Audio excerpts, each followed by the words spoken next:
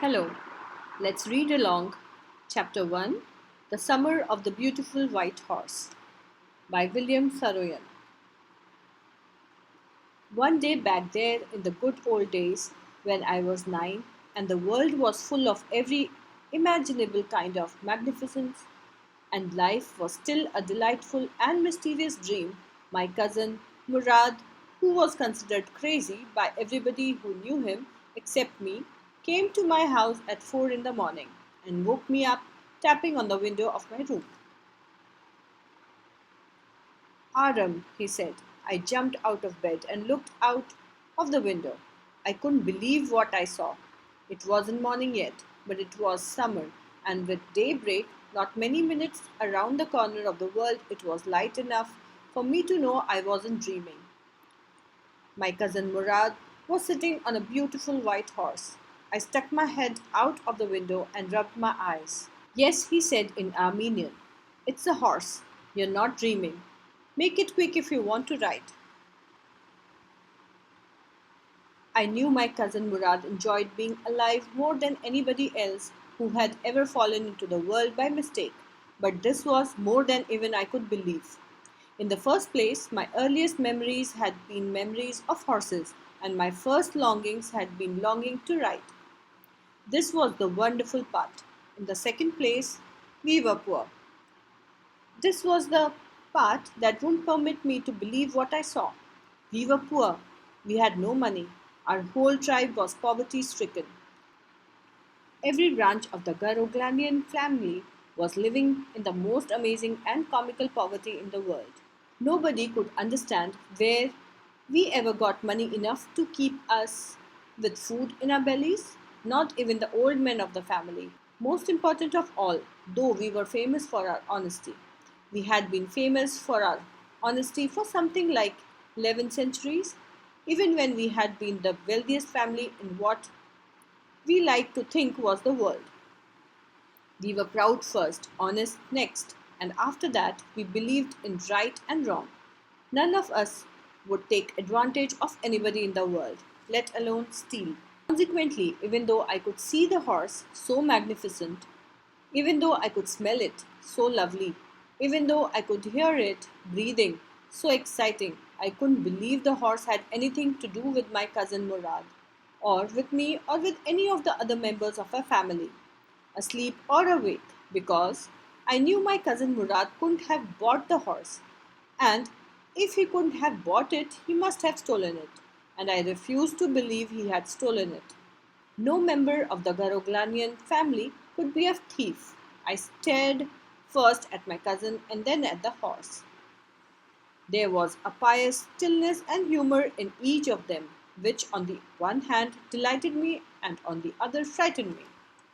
Murad, I said, where did you steal this horse? Leap out of the window, he said, if you want to ride. It was true then. He had stolen the horse. There was no question about it. He had come to invite me to ride or not, as I chose. Well, it seemed to me stealing a horse for a ride was not the same thing as stealing something else, such as money. For all I knew, maybe it wasn't stealing at all. If you were crazy about horses, the way my cousin Murad and I were, it wasn't stealing. It wouldn't become stealing until we offered to sell the horse, which of course I knew we would never do. Let me put on some clothes, I said. All right, he said, but hurry.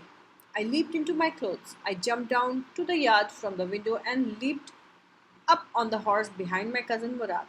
That year we lived at the edge of town on Walnut Avenue.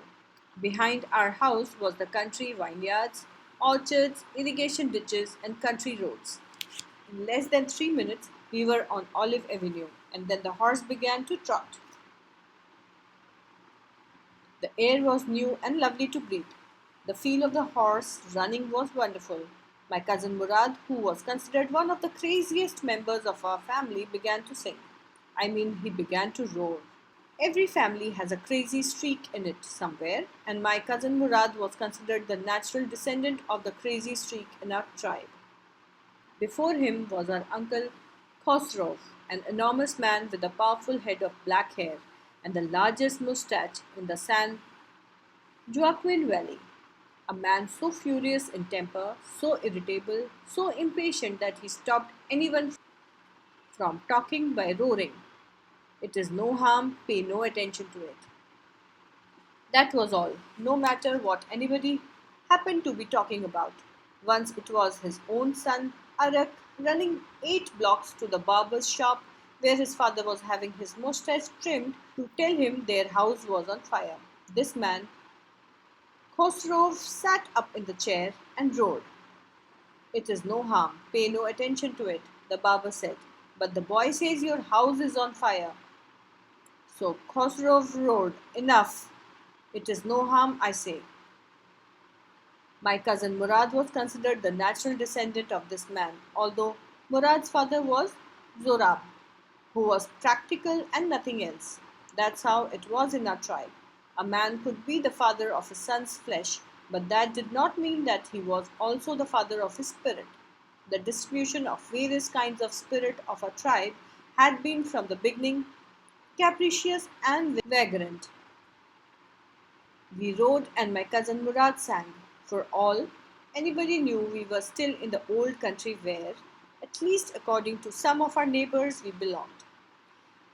We let the horse run as long as it felt like running. At last, my cousin Murad said, get down, I want to ride alone.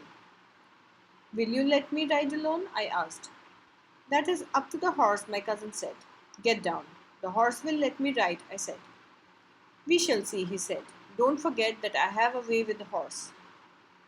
Well, I said, any way you have with a horse, I have also. For the sake of your safety, he said, let us hope so. Get down. All right, I said, but remember you have got to let me try to ride alone. I got down and my cousin Murad kicked his heels into the horse and shouted, Wazir, run. The horse stood on its hind legs, snorted and burst into a fury of speed that was the loveliest thing I had ever seen. My cousin Murad raced the horse across a field of dry grass to an irrigation ditch, crossed the ditch on the horse, and 5 minutes later returned, dripping wet. The sun was coming up. Now it's my turn to ride, I said. My cousin Murad got off the horse. Ride, he said. I leaped to the back of the horse and for a moment knew the most awful fear imaginable. The horse did not move. Kick into his muscles, my cousin Murad said. What are you waiting for? We have got to take him back before everybody in the world is up and about. I kicked into the muscles of the horse. Once again it reared and snorted.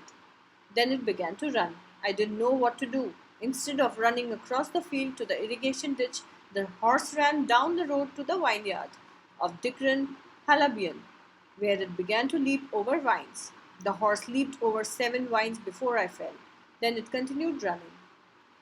My cousin Murad came running down the road. I'm not worried about you, he shouted. We've got to get that horse. You go this way and I'll go this way. If you come upon him, be kindly, I'll be near. I continued down the road and my cousin Murad went across the field towards the irrigation ditch. It took him half an hour to find the horse and bring him back. All right, he said, jump on. The whole world is awake now. What will we do? I said. Well, he said, we will either take him back or hide him until tomorrow morning. He didn't sound worried, and I knew he would hide him and not take him back. Not for a while, at any rate. Where will we hide him? I said. I know a place, he said. How long ago did you steal this horse? I said. It suddenly dawned on me that he had been taking these early morning rides for some time and had come for me this morning only because he knew how much I longed to ride. Who said anything about stealing a horse? He said. Anyhow, I said, how long ago did you begin riding every morning? Not until this morning, he said. Are you telling the truth? I said. Of course not, he said. But if we are found out, that's what you are to say. I don't want both of us to be liars. All you know is that we started riding this morning. All right, I said. He walked the horse quietly to the barn of a deserted vineyard, which at one time had been the pride of a farmer named Rajian. There were some oats and dry alfalfa in the barn. We began walking home. It wasn't easy, he said. to get the horse to behave so nicely. At first, it wanted to run wild, but as I have told you, I have a way with a horse. I can get it to want to do anything I want it to do. Horses understand me. How do you do it? I said. I have an understanding with a horse, he said. Yes, but what sort of an understanding? I said. A simple and honest one, he said. Well, I said, I wish I knew how to reach an understanding like that with a horse. You're still a small boy, he said. When you get to be 13, you'll know how to do it. I went home and ate a hearty breakfast. That afternoon, my uncle Khosrow came to our house for coffee and cigarettes. He sat in the parlor, sipping and smoking and remembering the old country. Then another visitor arrived, a farmer named John Byro, an Assyrian who, out of loneliness, had learned to speak Armenian. My mother brought the lonely visitor coffee and tobacco, and he rolled a cigarette and sipped and smoked. And then at last, sighing sadly, he said, my white horse, which was stolen last month, is still gone. I cannot understand it. My uncle Khosrow became very irritated and shouted, it's no harm. What is the loss of a horse? Haven't we all lost the homeland? What is this crying over a horse? It may be all right for you, a city dweller, to say, John Byro said, but what of my Surrey? What good is a Surrey without a horse? Pay, pay no attention to it, my uncle Khosrow roared. I walked 10 miles to get here, John Byro said. You have legs, my uncle Khosrow shouted.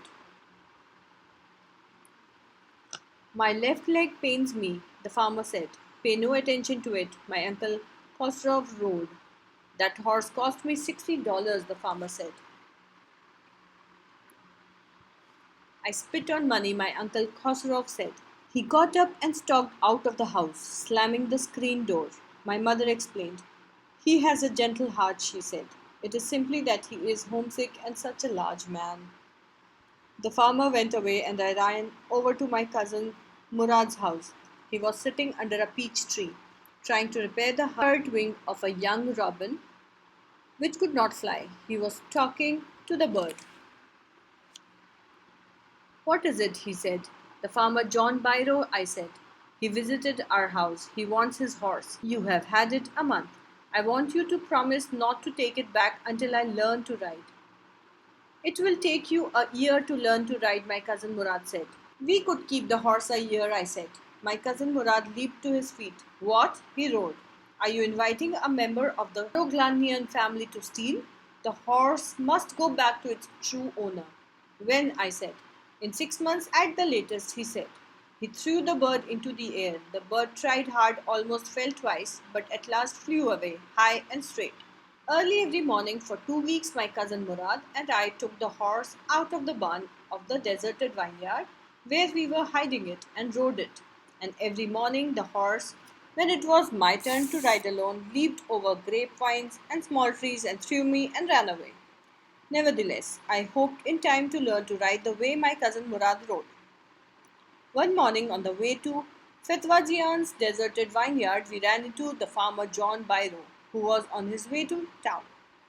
Let me do the talking, my cousin Murad said. I have a way with farmers. Good morning, John Byro, my cousin Murad said to the farmer. The farmer studied the horse eagerly. Good morning, son of my friends, he said. What is the name of your horse? My heart, my cousin Murad said in Armenian. A lovely name, John Byro said. For a lovely horse. I could swear it is the horse that was stolen from me many weeks ago. May I look into his mouth? Of course, Murad said.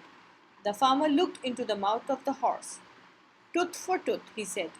I would swear it is my horse. If I didn't know your parents, the fame of your family for honesty is well known to me. Yet, the horse is the twin of my horse. A suspicious man would believe his eyes instead of his heart. Good day, my young friends. Good day, John Byro, my cousin Murad said. Early the following morning, we took the horse to John Byro's vineyard and put it in the barn. The dogs followed us around without making a sound. The dogs, I whispered to my cousin Murad. I thought they would bark. They would at somebody else, he said. I have a way with dogs. My cousin Murad put his arms around the horse, pressed his nose into the horse's nose, patted it, and then went away.